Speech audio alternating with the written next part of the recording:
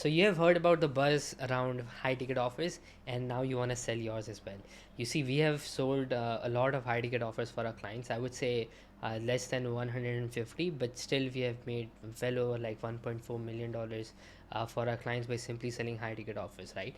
But there is a big misconception around high ticket offers when people do not really understand what it means, right? And there is a reason the title says premium value offers rather than high ticket offers. So today I'm going to be talking about the one thing that will help you sell high ticket offers effortlessly without you having to hard sell on people. Okay, by simply understanding this one concept that I have learned after investing more than $25,000 in a coaching program. Okay, so this is going to be a super valuable lesson. Make sure you watch till the end of this video and really take the whole lesson home. Okay, now there are two things, right? Whenever we are saying a high ticket offer, um, what we really mean when we say high ticket offer is that which gets conveyed to the audience or to the other person who is listening to us.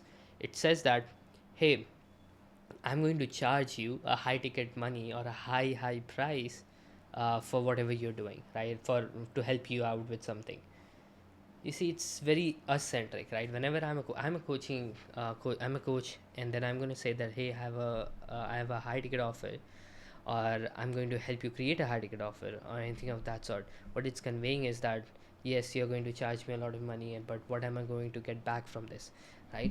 But whenever we are saying premium value offers, what we're saying is like from a different perspective, like an altogether different perspective. And premium value, whenever we say premium value offers, it shifts the perspective from ticket sales or ticket price to the value that is being offered with our coaching program. Now you would ask me, Maz, it doesn't really matter. We'd never say that I have a high ticket offer or a premium value offer. You see, it's not about the audience at all. It's about you in your mind. Whenever you are trying to create an offer, you are trying to create a high ticket offer so that you can make a lot of money faster, right? However, when you focus on creating a premium value offer, your perspective changes to creating so much value for your audience that it becomes a no brainer for them and the price becomes irrelevant, right? So what do I mean by value? Value basically means the thing that they get when they invest in your coaching program. It can be anything. It can be something that is going to save them a lot of time, something that is going to save them a lot of money, something that is going to make them a lot of money, something that is going to take them towards pleasure or away from pain. Either of these two things.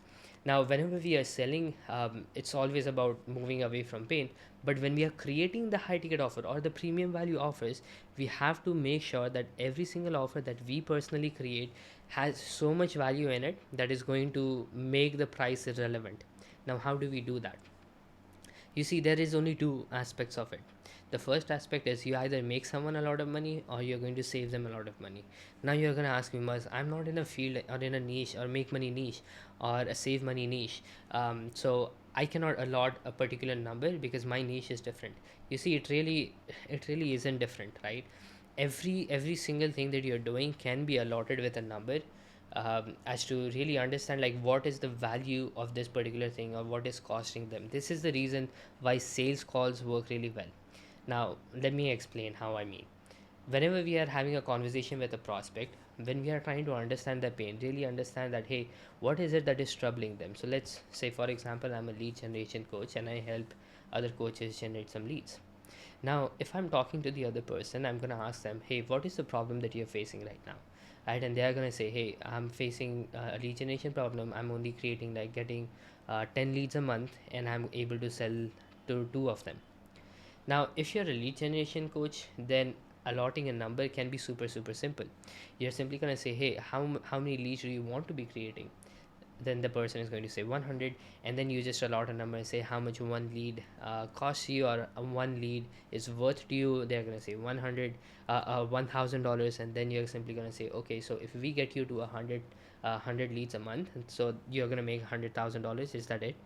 So now they're going to say, oh yes, absolutely, we can make that possible. So can I charge like $10,000 for it? 100%, right? So let's just say that you are in design niche. Now you're creating designs or t-shirt designs, or let's say business cards and all of that stuff, right? You're a designer. Now how do you allot a number being a designer? Well, it's very simple when you put it in the right perspective. So for example, if there is a if there is a company which is creating a lot of t-shirts, right, and you're creating a design for them, when you're creating a design for that particular person or for that particular company, then you're going to just create one design, or let's say five different designs. What you have to ask to the other person, or really understand your targeted audience, is that like how many t-shirts are they particularly printing themselves. So for example, they say that, hey, we are going to, in one go, we are printing around 1000 t-shirts in one particular design. So now you know, okay, so 1000 t-shirts are being printed of this particular design. Now what would happen if the design goes absolutely wrong?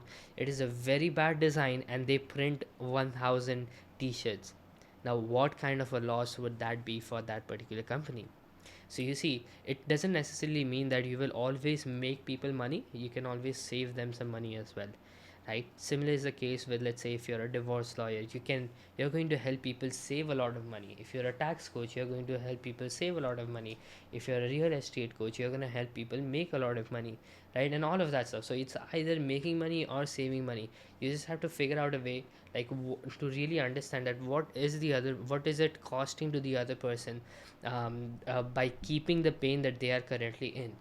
Doesn't matter what niche you're into.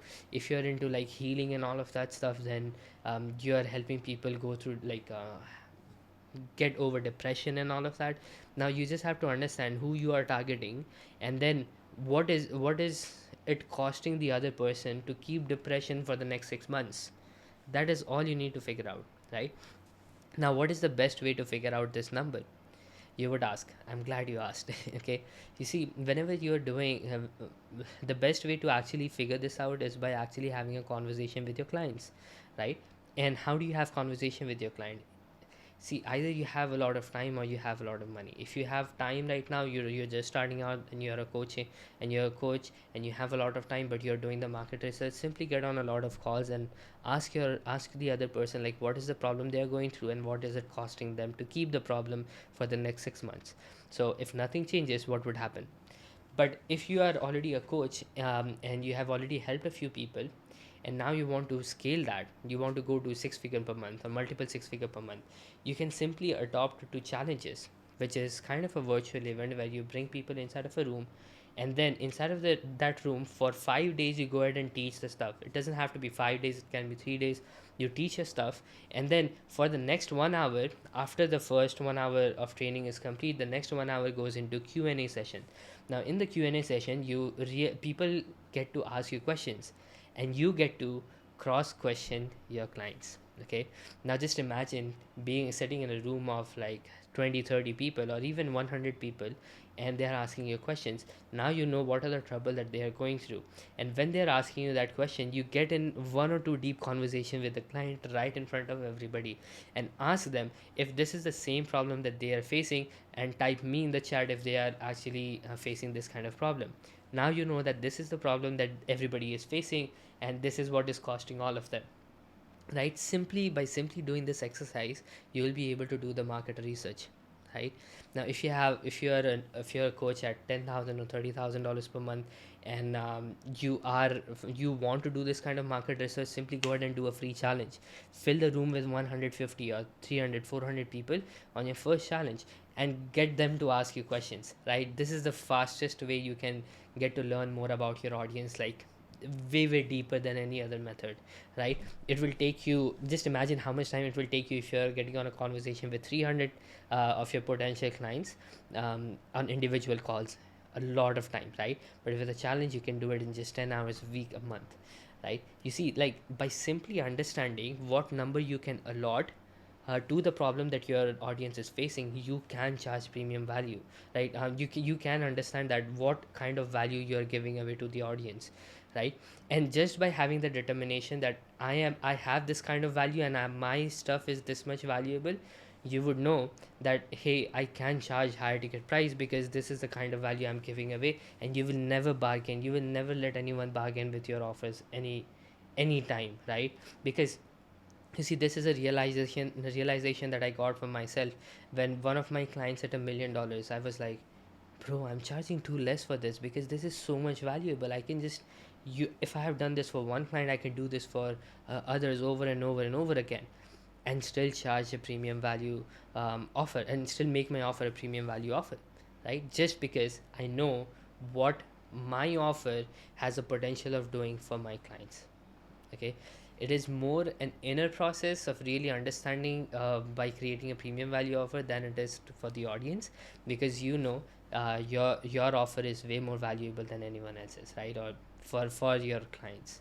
Okay, so this is the same reason how big marketers are able to charge like $25,000, $150,000, 350K for VIP days. Like Myron Golden charges like 350K for VIP days, and you would be amazed. Like people are paying $350,000 for just 8 hours or 6 hours of someone's time.